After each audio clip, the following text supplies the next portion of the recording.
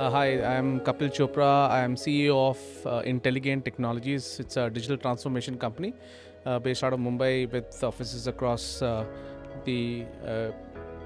the globe in Singapore, US, UK, and Australia. And we've been participating in this manufacturing ID summit organized by Exito.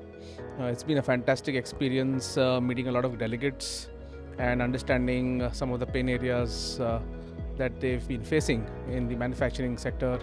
And so I think there's been a good connect of thoughts on how as an organization, as a digital transformation company, we can help these companies in transforming their manufacturing processes and beyond. I think excellent quality has been very good. People are really serious about some of the pain areas that they want to solve. And especially since there is a lot of buzz around AI, and there is a lot of thought process that they have been putting in around how it can help their businesses. And there's a lot of curiosity as well.